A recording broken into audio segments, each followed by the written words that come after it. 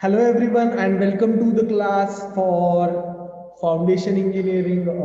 Now we will starting a second unit which is bearing capacity and shallow foundation. In the first unit of subsurface investigation for foundation, we discussed about several methods to use to collect the data of subsurface. Okay, from the surface investigation to the deep investigation, we did too many things and understand what is the exact result been taken after the every test. Okay, now we will discuss about actually what should be the bearing capacity means and what is the types, which factors it affect, and how to find out the bearing capacity and shallow foundation. Because the bearing capacity of a soil is result to understand and analyze what kind of the foundation to be provided, and if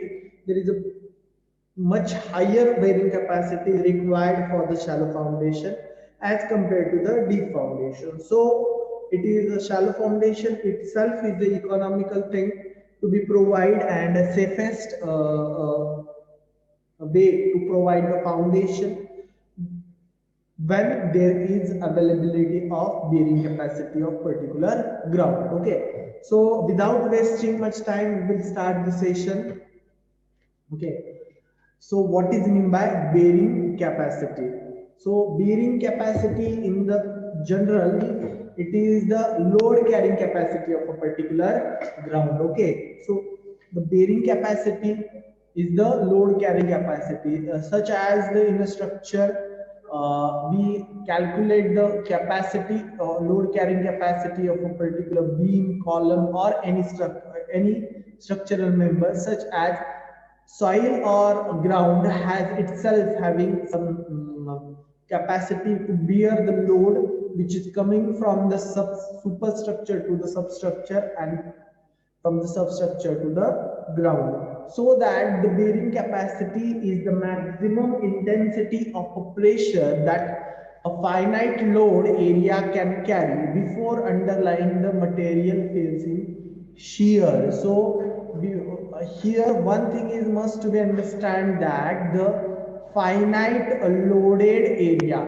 So if we are considering a vast area of the ground, okay, and that ground is bearing around x amount of a load, it doesn't mean that its bearing capacity is more. So we have to calculate the bearing capacity kilonewton per meter square, so that the per meter square area is how much bear the load is known as a bearing capacity. So that's why it is considered as finite loaded area, because the area of a particular foundation is finite, is limited. So as the area might be considering for some reason. Okay, then another thing is that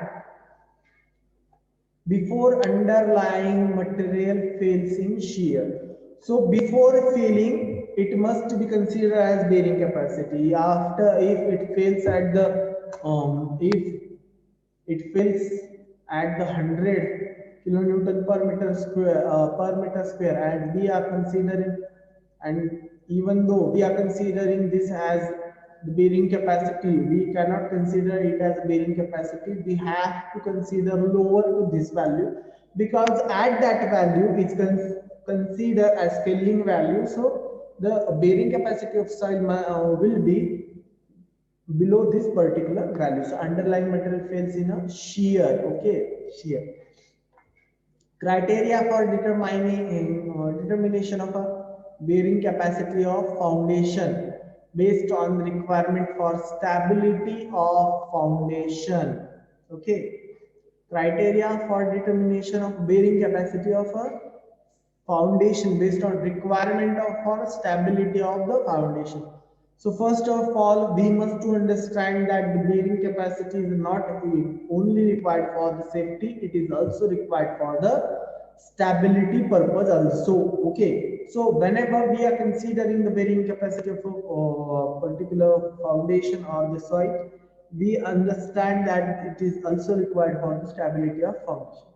Shear failure of a foundation or bearing capacity failure. There are, now we must understand that there are two types of states where a foundation generally fails. Okay, there are two type of failure, we could say that, or two stages or two type of failure.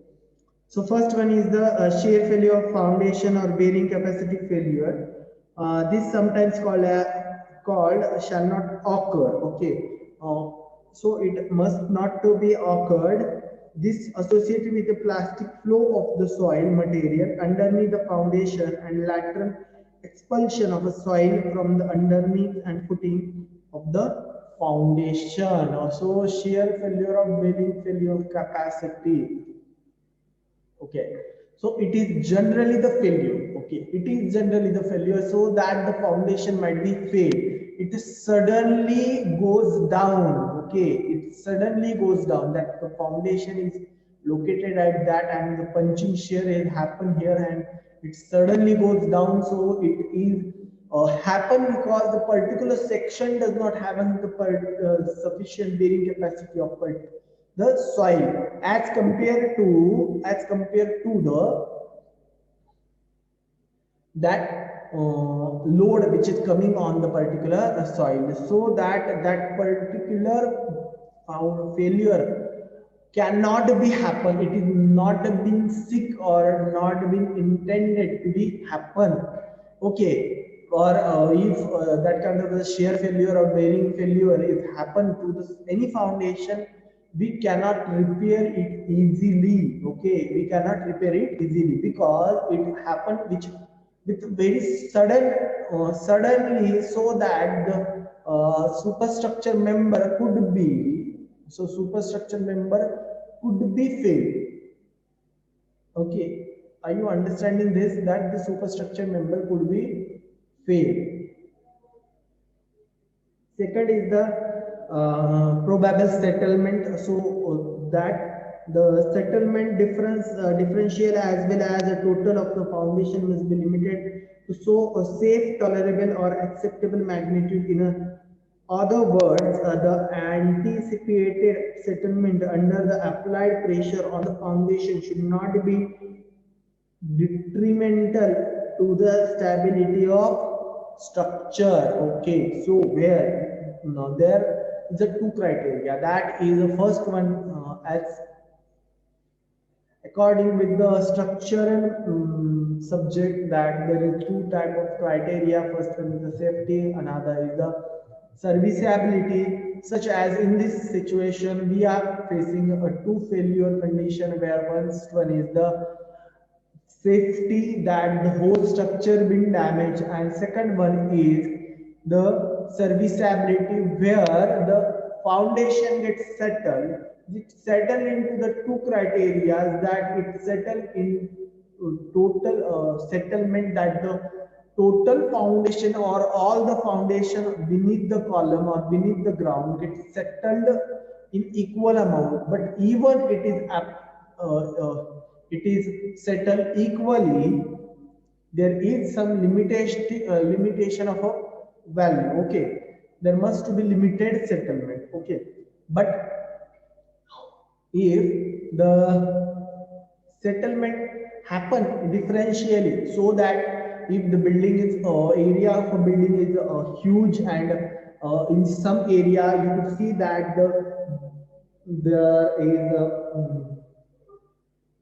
capacity of bearing capacity of a half of the area is different and half of the area is different. So when there is a bearing capacity of the particular foundation is not much higher, in such situation the foundation placed at that particular position might be settled.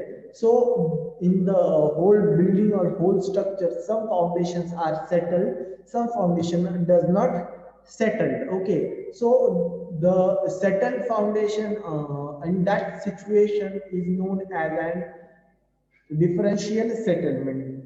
Even the total settlement, okay, total settlement or whole area or whole all the foundation gets settled might be not problematic, okay, it might not be problematic, but the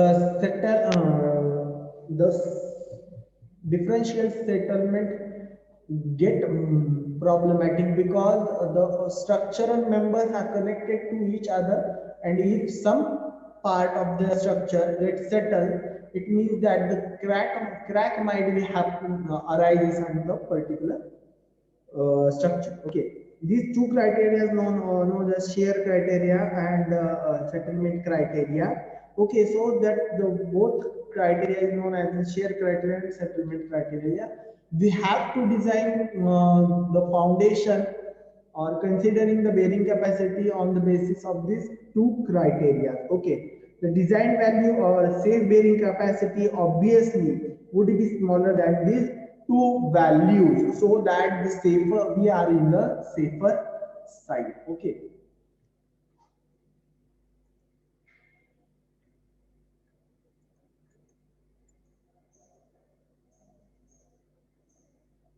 These independent criteria are required independent investigation. So this is important to be understand that we have to when we go further and understand that the what will be the design. So you could see that the design of a foundation get the two criteria of a failure, which is first one is the shear criteria and second one is the settlement criteria. So we have to design the foundation on the basis of the two criteria so that both criteria it could be satisfied. Okay, a design value of a safe bearing capacity must be smaller than these two values. Okay, design value of a safe bearing capacity must be smaller than these two values. Okay, so that this is the bearing capacity. We are going to calculate this bearing capacity, but there are too many methods to be calculate the bearing capacity or finding out the bearing capacity. These methods are in the laboratory methods are different, on the side there are different methods. First one is the bearing capacity table in various building codes. Analytical method, plate bearing test, penetration test, model test and prototype test, laboratory test also. Okay, so that bearing this first one is the table which is given an IS code. On the basis of that we calculate the bearing capacity, but it is not too much reliable method. Second one is the analytical method, where the some electrical methods been electrical instrument being placed into the ground, and that gives us some amount of data, and after that we just go to the calculation and calculate the particular amount of bearing capacity. Next one is the plate bearing test. Okay, so this is the most reliable method and mostly used, widely used in the site where bearing capacity is to be calculated. Okay, next is the penetration test. So in the last I think in the last unit we discussed about the penetration methods, where is the first one was standard penetration methods, next with the dynamic cone penetration method, static cone penetration method. So by penetrating the sampler, we could get the values of a bearing capacity of particular soil or ground. Okay. Then model and prototype test, where we calculate how could the particular model be been. We just try to find out how the prototype will behave by respect to our experimental study of a model. Okay. Next one is the laboratory test. So these are the several types of methods which we generally use to find out what should be the or how should be the done the calculate this kind of the study. Bearing capacity table have been involved certain agencies incorporating a building code. They are mostly based on the past experience. So these are the laboratory tests which are simple, may be useful in the arriving at a bearing capacity, especially of a pure clay. These are the most dangerous type of a soil for the foundation. So when it is done on the laboratory, so in a standard environment. Okay. Next point is the various terms related to bearing capacity. These terms are most important to be understand that if we cannot understand this kind of a term, then while studying the further terminology might be problematic. So these are the different terms related to the bearing capacity of particular soil. So ultimate bearing capacity, net bearing capacity, safe bearing capacity, limit soil pressure, allowable soil pressure, and etc. Too much confusing to read. It's not that much of a confusing, but it is need to concentrate on that. So in the next lecture, we will discuss thoroughly about this particular topic. Until then, please revise whatever we studied, and we will meet in the next lecture. So thank you for watching us.